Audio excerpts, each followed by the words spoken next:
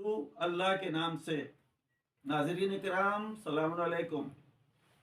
मैं अली कंबर काज़मी रसूलपुर दोहलड़ी मेरठ से आपकी खिदमत में पेश कर रहा हूँ वहम और अंधविश्वास के खिलाफ एक सिलसिलेवार गुफ्तगू, जिसमें आप पाएंगे हमारी रिसर्च से नई बातें।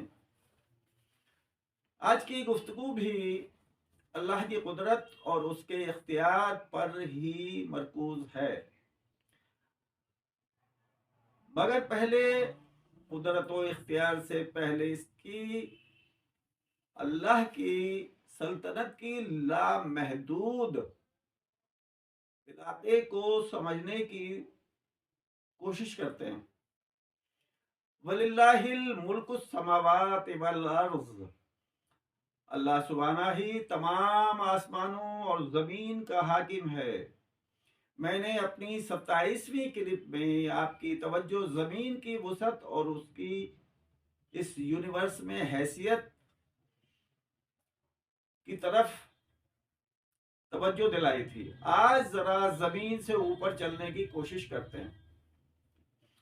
ज़मीन के सबसे करीब हमारा चांद है, जो ज़मीन से 3,84,400 किलोमीटर के फासले पर वाक़ है, और ज़मीन से सूरज का फासला 14,95,98,000 किलोमीटर के करीब है।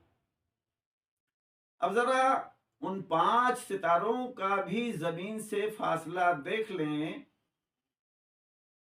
जो हमारी दुनिया में जिनका ज़्यादा नाम सुनने में आता है।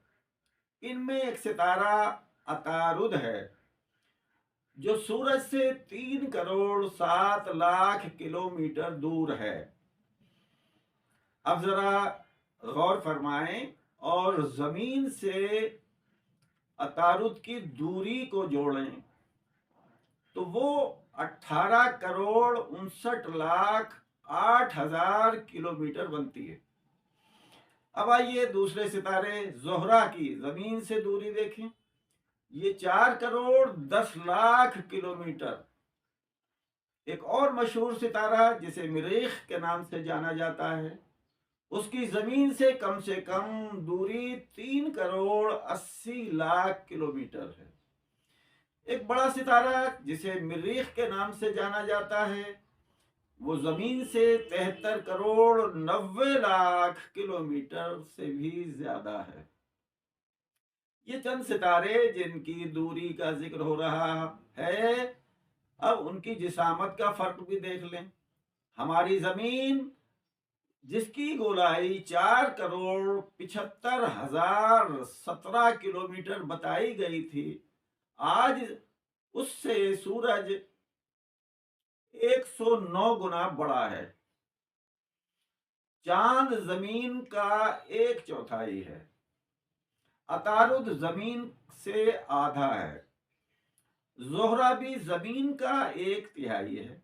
मरीख जमीन से 11 गुना से कुछ ज्यादा बड़ा है।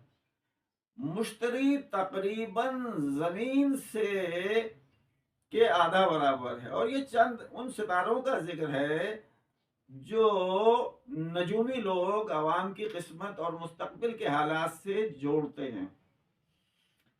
इसे दीन इस्लाम में बकौल मौला अली कुफ्र बताया गया है। फिलहाल इस मौजू से कतई नजर मैं कायनात की वसअत का जिक्र कर रहा हूँ।